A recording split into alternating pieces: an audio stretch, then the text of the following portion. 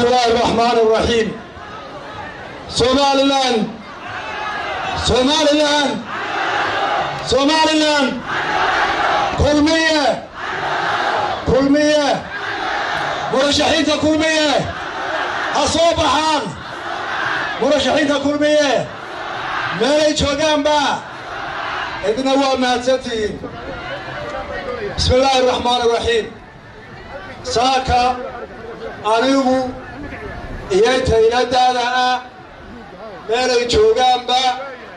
فرحات حريم ما الناس حن يشري أرنتي مركي الله لبرابا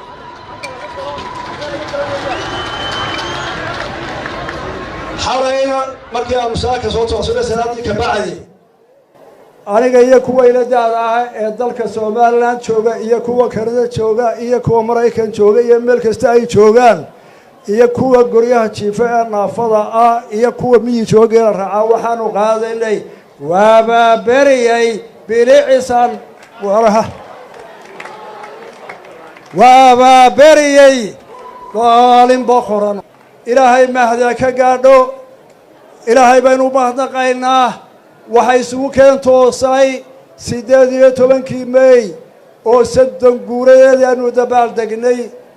oo si cajiib leh iyo qiirana ay u dabaal degeen dhalinyarada da'da yar ee ka yar 30 sano ku dhashay gudahoodu siday u dabaal degeen dalka oo dhan siday social media uga dagaalameen wacdaraha ay dhigeen waan ugu mahadnaqaynaa haddaanu odayaashiina hayna dadkii halganka soo galay iyo dadkii talada SNM nabadaynta lahaa iyo kuwii dawladda dhisay waxaanu ku gamanay inay jiraan da'yar soo baxday oo dalkooda lagu aamini karo oo dalkooda jecel oo halgankii iyo daldhiskiisii wadi karaya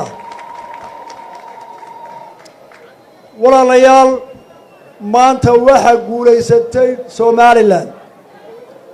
maynaan kala guulaysan ma kala guulaysanayno waynu wada guulaysanaynaa Somaliland cadawgeeda jabaya Somaliland baa talaabo hore qaaday waa doorashadii 6aad iyo codbixintii 7aad ay Somaliland ku codeynaysa nabad iyo horumar iyo doorasho xol iyo xalaal iyo qof iyo coda waa ilaahay mahadi waxaana ku amaanan dhammaan shacbiga Somaliland walaalayaal murashaxiinta maanta aynu soo sharaxnay dhammaantood dalka oo dhan gaar ahaan caasimaddeenu hadda ka hadlayno waxaynu oran karnaa waa dadkii aynu baarnay eenu xilay ee amniga mujtamaceena aynu ku dooranay inaynu ku aaminno taladeena hadday yihiin baarlamaan iyo hadday yihiin dawladaha hoosaba murashaxiintaasi waa la doortay laga bilaabo maanta oo tartanka soo galeen waa xildhibaana dhammaantood ma jira mid dhacaya iyo mid guulaysanaya dhammaantood way guulaysanayaan waayo guushu waxa weeye qofka bini'aadmiga uu gaari karaa in ummadiisu qadariso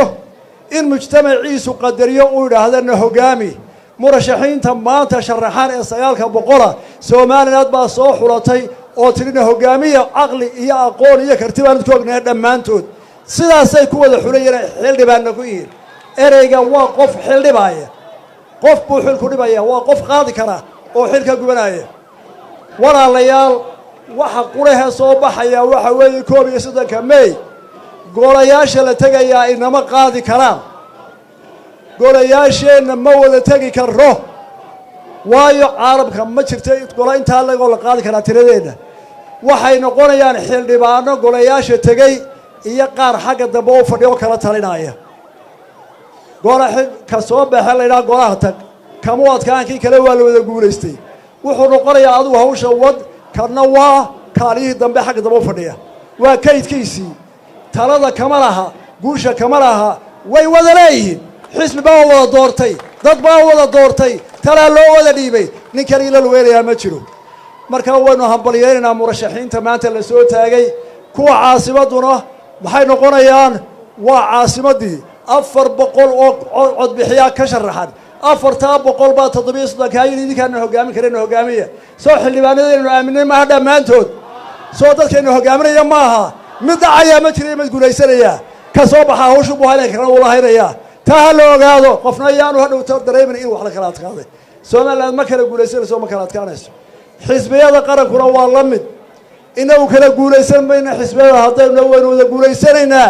cadowgayna inaynu ka adkaanaynaa kuwa Soomaaliland nacab baynu ka adkaanaynaa caalamkaynu tusaynaa waxay aabbayaasheen iyo awooyaasheen soo dhiseen ilaa iyo ingiriiska kuwii saanta la saxeexday kuwii daraawiishta la dagaalamay kufriga kuwii culimada ahaa Sheekh Bashiir yalahaa SNL iyo USB iyo NUF raggii soo dhiciyay gobonimada kuwii inqilaabka dhigaadeen soo dhiciyaan damcay kuwii naftooda u horay SNM oo soo halgamay u dhintay intaan la ogeena jeelasha ku dhimatay intii la caburiyay hoos u dhimatay intii darxada u dhimatay tacabkii ay soo galeen baynu dhisaynaa kaasaa guulaysanaya xisbiga kala guulaysanaya ma jiraan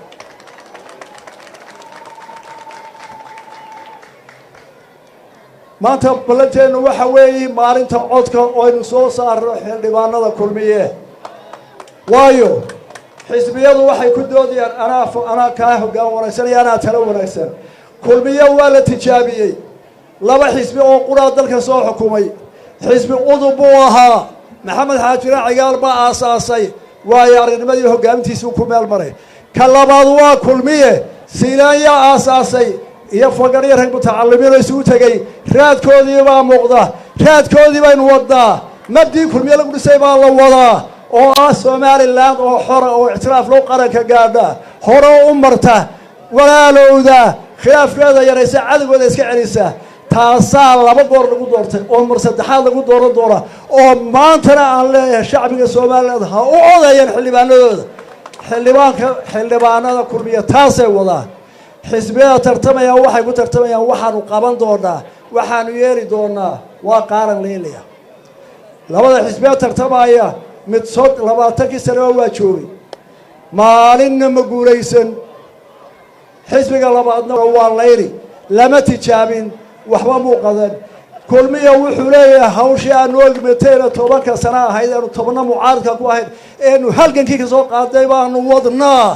oo aanu dhammaystiraynaa oo xildhibaanadana halkaa ka qaadayaan ma odhana waxaanu qaban doonaa waxaanu wadnaa horumar waxaanu wadnaa difaac qaran waxaanu wadnaa wadooyin waxaanu wadnaa dekado la dhiso waxaanu wadnaa biyo qabad waxaanu kor u qaadnay tacliinta libinlaab waxaanu wadnaa shaqo qarab soo nala qaban maysaa shacbigo taasaynu wadaynaa waanu yeeli doonaa ma hayaanu waanu wadnaa waanu bilownay cigaal baa bilaabay siilaayaa waday daahiriyaalaa waday anna waan wadaa Soomaaliland baynu hore wadaynaa waanu qaban doonaa mooji waxaad keeni doonto waxaan ku soo gabagabaynayaa maanta hawl badan baa inoo taalla xisbiyada mucaaradka darraato waxaan ku heshiinay maalin dhaweyto inay maalin noqoto fagaarayaasha maalin xisbiyada waxa bedelay xisbiga uu cid baa arrintaa cod ka keenay oo yiri labada maalmood baa laga dhigay fagaarayaasha la tago taana waa yeeraynaa khamiistan waa inoo fagaarayaasha kuwa weyn baanu tegaynaa waxaan ku ballansanahay maanta reer kulmiyo waxaan idinka maganahay codkiina inaydaan la habsaamin inaad dadaal ka gashaan inay soo baxaan midda aynu dooranay xildhibaanada gool walba ee inoo taagan inaynu codkeena ku soo saarno si dalka hore loogu sii wado oo arbureeyo galin aad iyo aad waa mahadsantihiin waxaan ku soo gabagabeynayaa